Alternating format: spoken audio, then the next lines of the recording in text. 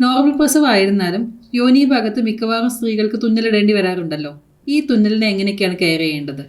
നമ്മൾ സുഖപ്രസവത്തിൻ്റെ സമയത്ത് കുട്ടിയുടെ തല പുറത്തേക്ക് വരുന്ന സുഗമമായിട്ട് പുറത്തേക്ക് വരുന്നതിന് വേണ്ടി യോനി ഭാഗത്തിടുന്ന മുറിവിനെയാണ് എപ്പിസിയോട്ടമി എന്ന് പറയുന്നത്. ഈ എപ്പിസിയോട്ടമി എന്ന് പറയുന്നത് നമ്മൾ ഇട്ടതിന് ശേഷം അത് മുറിവ് ഉണങ്ങുന്നതിന് വേണ്ടി നമ്മളവിടെ സ്റ്റിച്ച് ഇടാറുണ്ട്.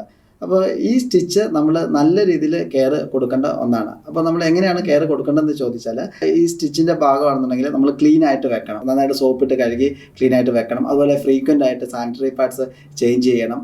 പിന്നെ അതുപോലെ തന്നെയാണെങ്കിൽ ആ ഭാഗത്താണെങ്കിൽ നീർക്കെട്ട് വരാതിരിക്കാൻ വേണ്ടി വേണമെന്നുണ്ടെങ്കിൽ ചെറുതായിട്ട് കോൾഡ് കംപ്രസസ് അങ്ങനത്തെ രീതിയിൽ നമുക്ക് ഐസ് പാക്കുകൾ വെക്കാം. അതൊക്കെ നമുക്ക് ഇതിൻ്റെ ഒപ്പം ചെയ്യാവുന്നതാണ്. പിന്നെ എപ്പോഴാണ് നമ്മൾ ഇത് പേടിക്കണം, സ്റ്റിച്ച് പഴുക്കുന്നുണ്ടെന്നുള്ളത് നമുക്ക് അറിയുന്നത് വെച്ചാൽ, ചിലപ്പോൾ ആ ഭാഗത്ത് സ്റ്റിച്ചിൻ്റെ ഭാഗത്ത് ചിലപ്പോൾ നീര് കൂടുന്നോ അല്ലെങ്കിൽ അതിന് സ്വെല്ലിങ് കൂടി വരികയാണെങ്കിൽ, അല്ലെങ്കിൽ അവിടെ നിന്നാണെങ്കിൽ പസ് വേദന വരുന്നു, വേദന കൂടുതലായിട്ട് വരുന്നു, അല്ലെങ്കിൽ പസ് അവിടെ നിന്ന് അല്ലെങ്കിൽ ഡിസ്ചാർജ് കൂടുതലായിട്ട് വരുന്നു, അങ്ങനെയൊക്കെ ഉണ്ടെന്നുണ്ടെങ്കിൽ ഉടൻ തന്നെ ഡോക്ടറെ അടുത്ത് വന്നത് കാണിച്ച് ആ ഇൻഫെക്ഷൻ ഉടൻ തന്നെ ട്രീറ്റ് ചെയ്യേണ്ടതാണ്. അതായത് ആൻറ്റിബയോട്ടിക് വേണമെങ്കിൽ ആൻറ്റിബയോട്ടിക് എടുക്കാം, ചെറിയ രീതിയിലുള്ള ആൻറ്റി ഇൻഫ്ലമേറ്ററി ടാബ്ലറ്റ്സ് അത് അന്നേരം കൊടുക്കാം. പിന്നെ നമുക്ക് വേറൊരു കോംപ്ലിക്കേഷൻ എന്ന് പറഞ്ഞാൽ നമുക്ക് സ്റ്റിച്ചിന് കാണാവുന്നത് ഒരു സ്റ്റിച്ച് ഗ്രാനുലോമ അല്ലെങ്കിൽ എപ്പിസിയോട്ടമി ഗ്രാനുലേഷൻ ടിഷ്യൂ എന്ന് പറയും.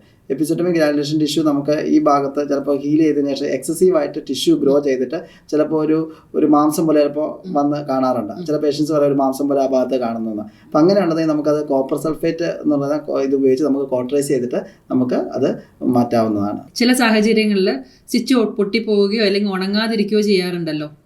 അതായത് എപ്പിസിയോട്ടമി ഗേപ്പിംഗ് എന്നാണ് പറയുന്നത്. അതായത് വൂണ്ട് ഗേപ്പ് ചെയ്യുക എന്ന് പറയും. അതായത് ചില കേസുകളിൽ നമ്മൾ ഈ ഷുഗർ കൂടുതലുള്ള പേഷ്യൻസ് അങ്ങനെയൊക്കെ ഉള്ളവർക്ക് ചിലപ്പോൾ മുറിവ് ചിലപ്പോൾ ഉണങ്ങാൻ ചിലർക്ക് താമസം വന്നിട്ട് ചിലപ്പോൾ അത് സ്റ്റിച്ച് വിട്ടുപോകും. അങ്ങനെയാണെങ്കിൽ നമ്മൾ അത് റീസ്റ്റിച്ചിങ്, അതായത് രണ്ടാമത് ചിലപ്പോൾ ചിലർക്ക് തുന്നേണ്ടി വരും. പക്ഷേ അത് വളരെ റെയറായിട്ട് മാത്രമേ വരാറുള്ളൂ.